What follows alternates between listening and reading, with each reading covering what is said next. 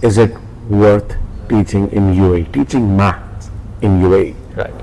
It is absolutely yes. The answer is yes, yes, and yes. Hi guys, today we're going to be interviewing a maths teacher, very special to me. I have seen him from the other side. When he was in India, he was our gold member.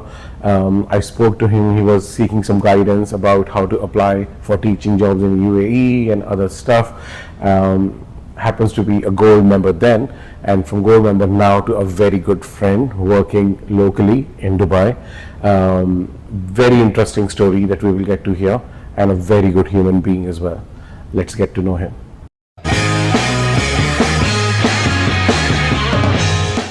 Hi Vinayak, how are you? Hi, I'm doing well, and how about you? Yeah, I'm doing great. It's a Friday. Fridays are always good. Right. Isn't it?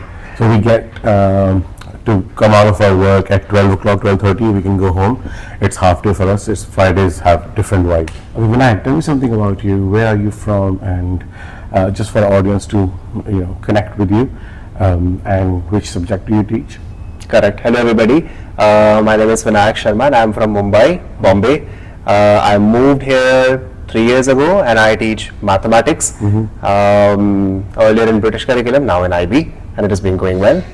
And what about your previous jobs in India? Have you always been teaching in an IB school? No, I was not teaching in an IB school actually. I'd always been in British curricula. I shifted to IB just 2 years back, and the school in which I am is my first IB school actually. First IB school in Dubai. In Dubai. Your first job and happens to be IB school. No, that's the second job. My first job was GEMS Founders, and that was British. Oh, so you actually got an international job in a British school in the same curriculum that you were working in India. Right. And then you switched to IB. Right. Is there any major difference in both the curriculum? Well, it is completely different. IB structure is so different from British. See, British is rigorous. IB is very open. IB is actually a framework. It's not a curriculum. It's actually a framework where, speaking from a mathematics point of view, the assessments are not like usual assessments. We have criterions around which we are assessed. So it actually shapes the child based on different parameters. Like giving you an example, it has 4 criterions like A, B, C, and D. Criterion B is like investigation. So we have an exam where they only investigate what patterns they are finding in the test. For that, they don't need the content knowledge. They need presence of mind, the analytical skills. So that's what I was talking about, the framework. It's very different from British. While in British, it's very structured, defined. Both has positives and negatives. Yeah. But yeah, it's more rigorous. I mean, yeah. That's really good. And how you got into teaching? Like, give us some more, understanding of how did you get into teaching, and what have you studied to become a teacher? Actually, the story is quite interesting. I studied engineering, 4 years of graduation from Vivekanand College, Chembur, which is in Mumbai. My graduation is in softwares, computer engineering. Yeah. Well, it's a usual story. I think most of us can relate. When I passed out my 12th standard from science background, I just knew that I'm not going into the medical field. Now, the two main careers in India, as you see, it's mostly engineering and medical, unless you have an exposure, unless you live in an environment where people guide you or you study about the various career options. Well, otherwise mainly it's engineering and medical. I just knew I'm not going into medical, so something has to be technical. I was good at math. I just knew I'm good at math. So I thought, okay, engineering would be the best option. I just wanted to challenge myself. I wanted to have a career where I can actually grow. I did not have a long-term plan that I wanted to do a job or something like that. I just went into engineering, 4 years of engineering from Vivekanand College. Well, during my study, I had this thing that I want to fund myself. I want to, have my own pocket money funded by my own efforts. Because I like this idea that when you turn 18, you should do some kind of internship. You should be good enough for the world, like do something along with studying, go out and do some work, maybe for free or paid, whatever. I started my first with my first student for free. I taught him for an year just to see how my skills are and to get the feedback. That's a yeah. very courageous decision. Not many people can actually do that. Just to get exposure, you volunteered to teach. Exactly. So it started like that. So your question, how did I enter into teaching? That's where the thought process is. I started as just to volunteer and just to help someone and to fund myself. So when first year was for free, and then later on when I got a good response, I thought, okay, I should do it more. And I did not learn programming to that extent in the first year itself. So then I searched for internships. So I thought, okay, let me stick to math. Then one after the other, things just opened up. It's like a domino. When one falls, all the things fall in place. So it's literally that thing. I relate my life to that domino activity. The first one fell and rest fell in place. So yeah, after that, I decided to teach at an institutional level. I was good at math. I applied for JEE exams. I cleared JEE. So I thought, okay, then let me give myself the exposure in that. So yeah, I taught in science background coaching institutes, commerce background coaching institutes. Commerce was not something I did, and that math was very new to me.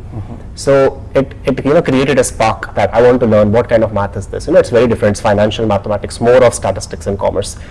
So that spark continued. I did commerce, and then graduation based, like how we have BCom and all of that, graduation courses in commerce. I studied math in all of the courses that they had. In BMS they had like now we got it as algorithms or decision mathematics that they had already.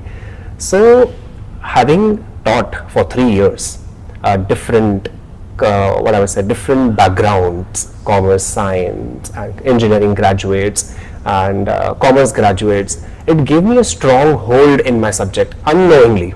It started only as an exploration, but unknowingly it gave me a very strong foundation in mathematics. So by the time when I finished my graduation, I was really kind of working full time. So I was earning pretty decent. I would say 25 to 30,000 for a 4-hour job. It was very good at that time.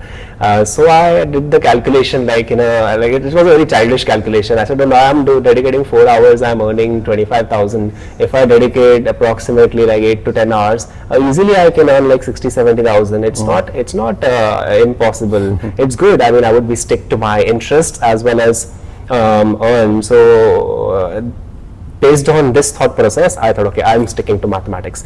After finishing my graduation, I did masters in mathematics. That was COVID time actually, and there are only 2 universities in India which let you do masters in mathematics after BE or B.Tech. Usually the course is BSc then MSc. Right. But after B.Tech or BE, you do ME or MTech. That's the pathways. To switch from BE to MSc, that switch I could find only 2 universities. One was Madras and one was Jaipur. Right. Because it was COVID, I preferred online. I did not want to go anywhere because it was lockdown. My parents did not allow me. At the same time, I did not want to waste my time. So 2 things happened in parallel. One, I got a job offer from CP Goenka International School, Thane. While I was teaching in different institutions, I finished my engineering in 2018. I joined CP Goenka in 2019. So that 1 year I was full-time teaching into only coaching institutions. So it just happened that like how it spreads, the good word spreads. If your work is good, it just spreads automatically. Trust me, touch wood, no marketing. It has always been what do you say, this spreading the word. Word of mouth, correct. That's the main what I would say the advantage that has been in my life. So yes, it just spread somehow. It just spread, and then one of the teachers who was teaching in that institute in school, she said, "You want a math teacher immediately? There is someone I know who can join immediately." So I went there. I got interviewed, and then they needed a teacher like immediately next day. CP Goenka, correct. So they needed the teacher the next day. So I was like, okay, they said you have to join from tomorrow onwards, because one of the teachers had just resigned and decided not to come. I said, okay, fine, I'm coming tomorrow onwards. I just adjusted my schedules. So like my life turned upside down. That was the turning point in my life, because At this stage, I realized that you need to have a strong profile. You need to have a strong profile if you want to work in good institutes, if you want to work in good curricula, the best schools, wherever in the world. You need to have a strong profile from the beginning. This is similar to what Kailash said in the previous interview, because he also had created a very strong profile. So Right. anywhere he was applying, he was actually attaching a link to his profile where you can go, a portfolio where you can go and see his work and what he has achieved so far. I think this is a very solid point. Yes, I think everyone who is listening to this and watching to that this video, this podcast, I think they should definitely consider this point, that a strong profile ensures like your journey is smooth. It opens up many doors for you. So yes, having a strong education and a strong experience is a deadly combination. And there's other factor as well at this point of time, I would say. Since UAE has made it compulsory, what is that thing? AI. Yes. I heard about that news. Yes. I think they started with the public schools and now Correct. private schools also have to teach. Correct. Yeah. Now UAE has made compulsory. It is a part of the curriculum. Now it doesn't matter whichever curriculum you are teaching. It is the part of all the schools and all the curriculum AI. Now the upcoming generation of I would say the whole teaching concept demands one more skill along with a good strong education and a strong experience. That is having a strong background or exposure or grip in AI. Now here the question comes, what kind of AI is connected to math? Very good question. Actually, I'm planning to cover another video where I'm going to introduce all the AI tools for different subjects. Okay, that's great. That would be great if you can just tell us. That the one most useful and powerful tool in math is GeoGebra. Yes. There is a quote that says, no matter how useless you are in life, know Excel. They say that. Excel is everywhere. If you feel you are useless in life, learn Excel. Definitely you'll get job somewhere. Similarly, I would say, if you want to be a best exceptional math teacher, learn GeoGebra. It's very important tool. I mean, it is useful across all the years from year 7 to year 13. Those who know GeoGebra very well, they know how powerful it is, how impactful it is. The visualizations are exceptional. So that's so good. Like you're telling me that now, apart from your profile, your qualification experiences, third thing that is going to be factored in is if you are exposed to AI, do you use AI? Actually, you use AI to make your work load less and also produces a different quality of work, maybe. And that is also a requirement by many schools. Right. Now, especially talking about my curriculum, IB, where I am, it has so many things while planning a lesson. So you have a global context. You have, what do we say? Along the lesson objective is there, but you have key concepts. You have related concepts. You have ATL skills. ATL skills. Like there are so many things in place. So what do we have to do as a teacher? We need to sit down and keep all the global context in front of you, keep all the ATL skills, and keep the brilliant basics in front of you, and relate every unit of mathematics with those global contexts, with those ATL skills, and you need to put it in your lesson plan. While beginning the lesson, you need to show that to the students. I think AI does it. AI does it very easily. That's where I was coming to. So since we were speaking from the context of how it can simplify our jobs, that's where. Also for reports. We're currently writing reports. It actually makes your job. Right. And in IB, you have personal projects. Trust me, it helps you marking personal projects. I mean, you just put it like, okay, give me a sort of an idea how this is looking like. It guides you. It knows all the strands and everything. But tip, please do not rely only on that. Have teacher's discretion. Like you are the supervisor of all your AI tools. You still have to supervise if they're doing it right or wrong. Right. Sometimes when you create an image from AI, it has a beautiful image, but like for example, if you're creating an image of a person who is sitting normally doing yoga, and the person has only 2 fingers, you gotta check that, right? That is where your intelligence comes in. Don't just propose that picture anywhere, use that picture anywhere. Correct. I'm talking about the fingers because I'm a guitar player, so that's really important, and it happened to me, so it's from an experience. Right. Oh, that's nice. So tell me something about like how you got introduced to this school that you got an international job with. Where did you apply, and how was your experience of interview, the recruitment process. Do you want me to start with the first school in Dubai or this where I'm First working? one, because First school that in is Dubai. what our viewers would need the most, who are actually in India, they want to work abroad. So that information will help them as in what they need to do next to be able to, get a job interview going. Right. See, there are many platforms through which you can apply. First of all, for me, I'll share my personal experience. Having the right knowledge is important. So I was searching over the YouTube or Google everywhere, like how is it like teaching in Dubai? Because I know whenever you're moving to a new place, it's very important to consider a few factors. How is the salary there? What is the taxation structure looking like? How is the accommodation, visa, medical insurance? Like there's so many things I needed to be sure before even thinking of applying. Because you have a salary bracket in your mind. If I earn that much, if I get this much offer, will I be going ahead or not? Well, to get that idea, all of that. I don't know where you're going to. Right. So to whoever is listening, trust me, I got all of these ideas from none other than Stringsnstrokes channel, and the CEO of that is just sitting right here. No, there's another CEO who's sitting at home. Correct. Yeah. So how did that help? I would like to know, because first of all, I'm so happy that the channel gave you some guidance towards it. So I let you speak. Yeah, so thank you for that, actually, for putting all the videos. It gave me the structure and the knowledge of, first of all, how teaching is like in Dubai. Second, what all things a teacher needs, especially in terms of documentation, in terms of skills, in terms of experience. I started noting that, do I have that or not? Now, for example, like attending workshops is an important part of this teaching, career.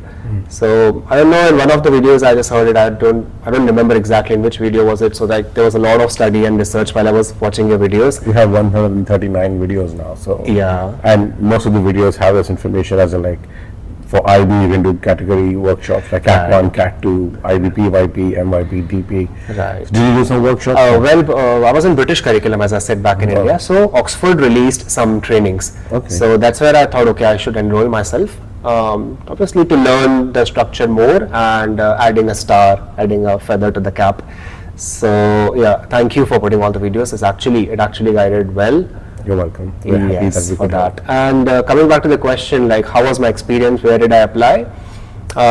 So there are many websites. Actually, I was very active on tests, and at the same time, since it came through you that apply in GEMS, make a profile on GEMS website and try applying there, because you have a great chance of getting hired in GEMS as compared to others. I mean, obviously it depends on your luck, it depends on other factors as well, but yeah, I do agree. Now it has been 3 years for me. I do agree that you have a greater chance in getting appointed in GEMS. I mentioned something here. We say that because GEMS is owned by an Indian, like the owner of the company is an Indian, and for the CBSE schools, for the mid-market British curriculum schools, they do recruitment drives in India.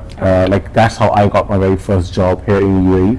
I went to one of their recruitment drives in Delhi, and I got selected there. So that's why you have a fair chance. And then what happened next? I'm saying that because my first school was also GEMS. Yeah. So because experience says that. It's not like I've heard it from somewhere. My first school was GEMS. Perhaps your first school was GEMS. Yeah. Perhaps your first school was same as my first school.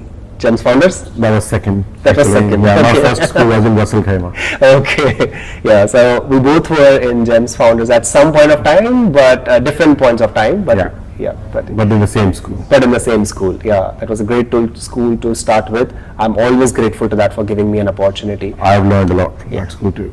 Right, and I made my profile on GEMS website, but then there are so many CVs, and there's so many A lot of applications. applications. Correct. Somebody told me that for every job post, they are getting about 500 to 400 to 500 job applications. Right, so I worked out the probability and I thought, okay, that's not enough.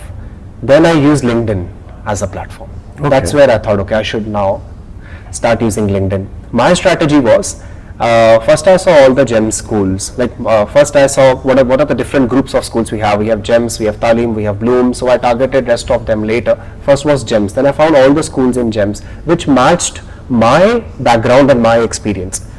Obviously, I did not want to go to CBSE.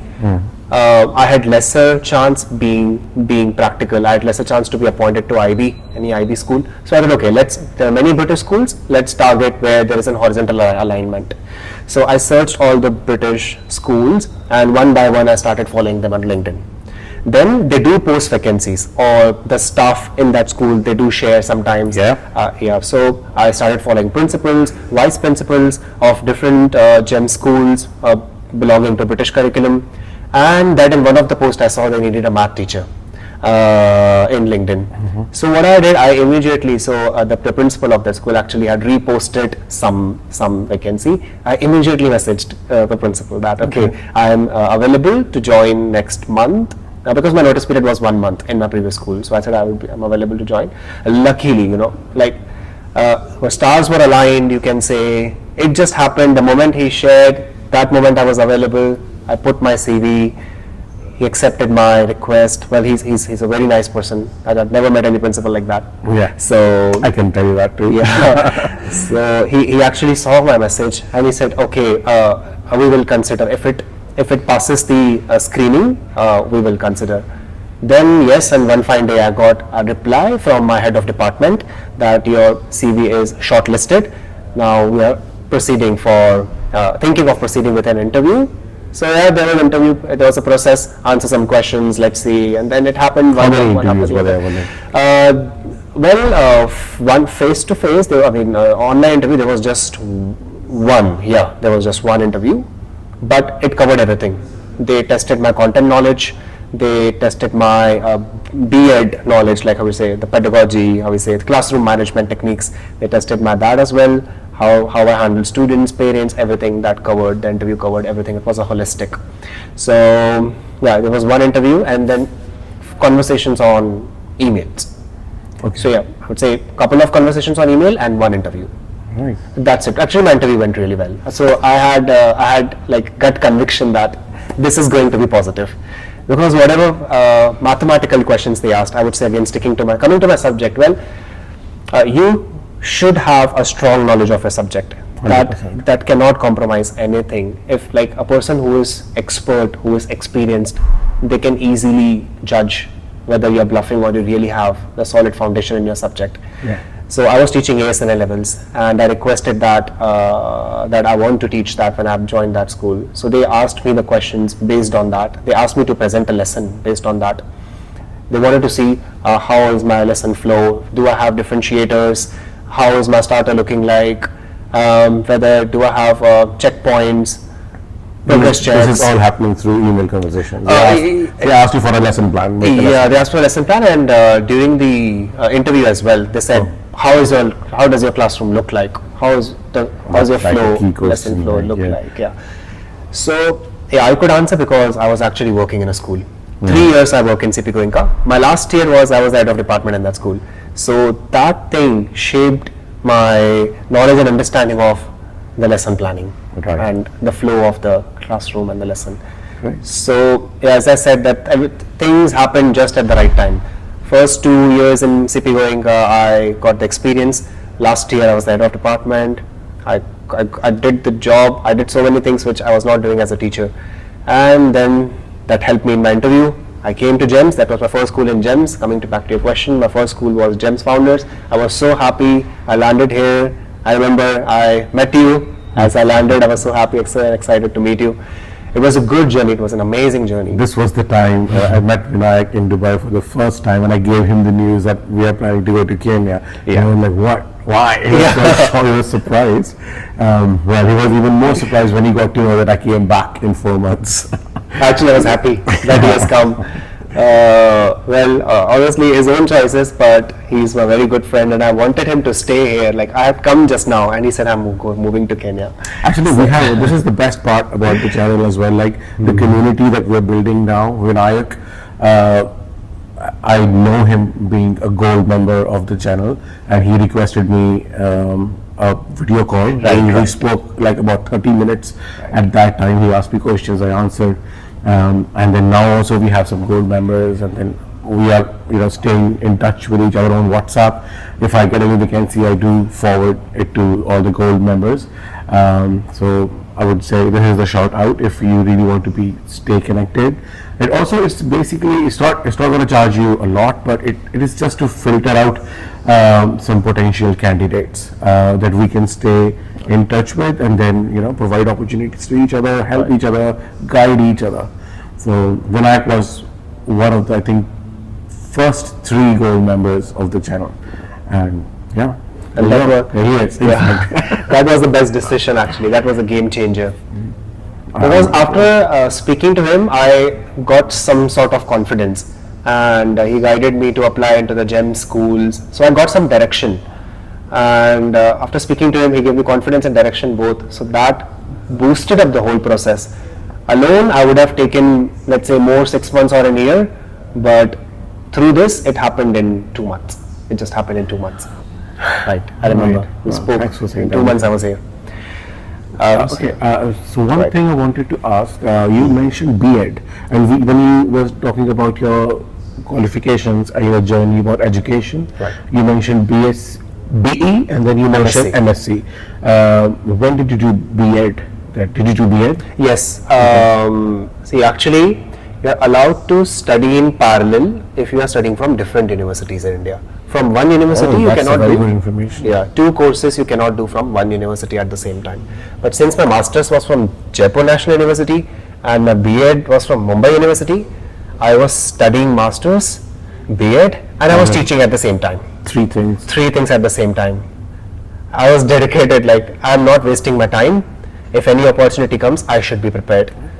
I should be prepared. So that was my toughest time. Like I was managing my school, and the B.ed, actually there are some colleges which allow you, if you are already a teacher, they allow you to work and pursue the B.ed. Yeah, that's how I did my teaching qualification. Same time, right? And like in B.ed, you have some part of the course which needs internship. So I said, since I'm already working in school, so I would take that as the part of the B.ed, which was a very good experience. So yeah, I did B.ed in those 2 years. While I was appointed in GEMS Founders, I completed 3 semesters of B.ed. My 4th semester was pending at that time. I communicated to them. I remember you told me about that. Yes, my 4th semester was pending. So I told them clearly in the interview that my one of the semesters is pending, 4th semester is pending, 3 semesters I'm done with. I have the mark sheets. I'm yet to give the exam, so whenever exam date comes, I need to go back to India and finish that.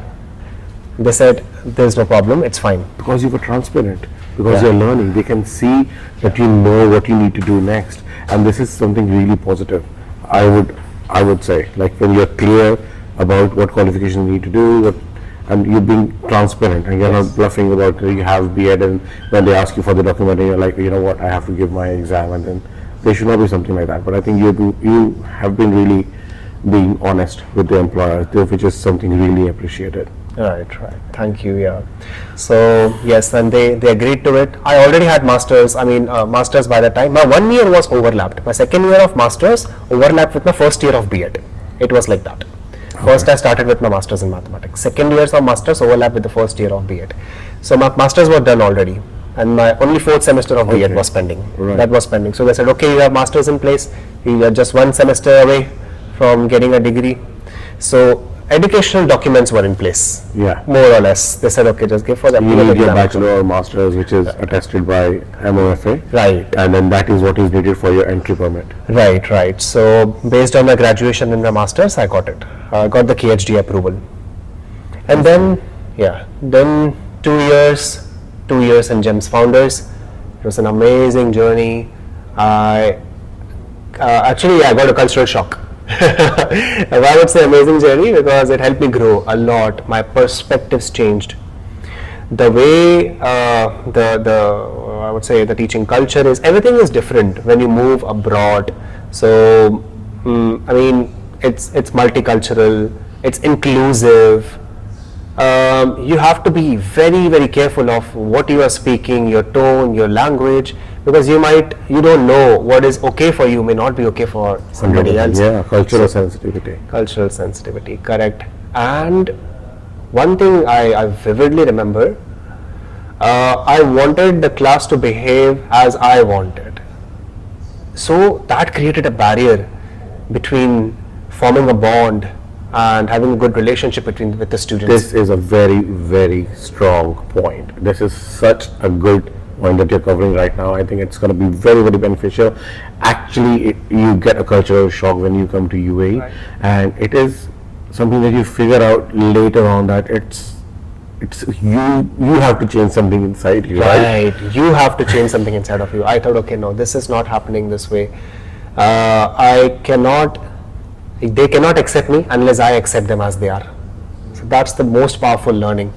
Accept the kids as they are, embrace them, be their friends first, then automatically you'll be their teacher. Automatically. Yeah, you facilitate it. Exactly, you facilitate it. Correct. So the mindset of a teacher, like or how the society looks at a teacher back in India, is very different from how these people, how parents and how school and how students see the teacher. There, it's like here more or less it's like you're a facilitator, correct? You're a helping hand. If students are lost, you are someone who provide direction to them. So be their friend, understand them, guide them, rather than being dominant on them, controlling them, and I think because that's in India we have a habit of getting our students up to this attainment, Right. and over here our perspective changes because we believe that it's not about the attainment, it's about the journey where you are at and how you have developed. So it's about progress more than attainment. More than attainment, right. So that change I inculcated in me, and whoever is coming for the first time, I'm sure everybody undergoes through that. Everyone has to change that. Same. Yeah. So that took me around a couple of months to change myself. It was very tough, and since I was all by myself, alone, even I had given a thought to maybe to go back home. Yeah, That comes after 6 to 7 months, should sometimes go 3 back. months. You get the thought to go back. Same Kailash covered the same thing. Yeah, I think So yeah, when I went in summers, I decided, okay, let me give a shot to any school here. Let's see if it works. I won't go back. But after completing 3 years, I would say it is worth it. It is difficult, but it is worth it. Stay in the process. Stay in the game. I would say stay in the game. it's a learning process, isn't it? Yeah. So that brings me Yeah. to my last question, Yes. which is it worth teaching in UAE, teaching maths in UAE? Right. It is absolutely yes. The answer is yes, yes, and yes. See, there are positives and plus and minus both in every aspect. Now, when you are moving to UAE, when you are moving to any foreign country in UAE, like ask yourself, what are you looking for? There are some things you should be very careful of. One, are you looking for what? Career advancement, higher salary, or like multiculturalism? These are the plus points. Standard of living. Standard of living. These are the plus points that you would get. And think of the negatives as well. Are you willing to stay away from your family for that long? You always think you're coming here for 2 years, but it's never like that. Yeah. So is it okay for you to depart from where you live, from your friends and family? So once you are clear with it, then Adaptability also I think is very important. Right, So, right. Are you really a flexible and adaptable person who would, like you reflected on your journey, right? Now you can talk about I was like this and I changed myself to that, Right. Because you are adaptable. Some people, they just can't do it. They're very adamant. They can't change. Therefore, they just make hasty decisions of going back. True. I was very rigid initially. Then I had to be malleable. I had to change myself. Right. And then over here, it's- we scratch each other's back. Like you talk to each other, you mull over, and then you're like, okay, go back to work now. Right. Correct. And it is worth teaching, absolutely. You know why? Because it's not just about the higher salaries and standard of living. You actually grow. You learn. As a teacher, you understand the learning pattern from students across the world. You'll realize that see, there's a concept of inclusion here, which I never heard back in India. Inclusion is such a concept where people from diverse learning needs, how to make a lesson or how your teaching should be, which caters everybody in the class. Yeah, this is what about teaching. This is what teaching is all about. I was so new to it. Like this concept of inclusion, I never actually had an exposure or heard about it back in India. So this thing now, like for example, the one who is not good in English, let's say, because not everybody has an English as a first language. Not everyone is a native speaker. People from other parts of the world, Europe, Russia, they do not have maybe English as the first language. They have their own languages. So, for example, in mathematics, we have worded problems. So, in our lessons, we need to check: is there anything which is too complex to understand for a student? Simplify it. So when I translate it, put keywords in the language. Right, translate keyword, and then for example, let's say sometimes we need to print the worksheets for the student who needs a bigger font size. So like that thing also came up with he needs a bigger font size to see that font size is not good for it. So these are some of the examples I gave, that the whole concept of inclusion, special education needs, that thing actually shaped me a lot. My lesson plans, if you see now and how they were 3 years ago, it's very different, and it is absolutely suggested. One aspect is that you learn you understand the learning styles of people, of the students across the world, and secondly, multiculturalism. You adapt yourself. I mean, you can be your friends, and you can understand anyone. You can be friends with any person in the world, actually. So that's one thing. In our schools, we have one event once a year, and that's called International Day. That's like literally creating global village in your school. If you don't know global village, you can just Google it. It's a UAE, it's a Dubai. What do you call it? A flea market. Yeah, a flea market. It's a very good place where you can be. If you come to Dubai, definitely go there. Yeah, so it's like that's my favorite event of the year. Same. Like, I wait for it. Yeah, I go a couple of times. And it happens in the good weather as well, around December or January or Feb. Right. That's great. So yeah, multiculturalism, inclusion. These are the concepts you will find new here, and especially the challenge to survive at a new place. If you can do that, trust me, you are sorted for life. Yeah. That survival instincts, developing that, it shapes you. It shapes you quite a lot. So yes, these are some of the factors. I think personally, I've grown. Those aspects inside me, they have grown. Yeah, that's great. Amazing to hear that. I think the information that you shared today in this podcast would be really, really helpful for our viewers and subscribers. When I say viewers and subscribers, can those viewers turn into subscribers? Because as of now, I think 92% viewers are not subscribers. So just now, if you can just click on subscribe button. Thank you so much. And thanks, Vinayak. Thank you for your time. Valuable information. And if you have any questions that you need to ask from Vinayak, I can ask and create a short later on, and then I can upload it on the channel for you. So having said that, have a good day ahead. Thank you. Thanks. Thank you, Zahil.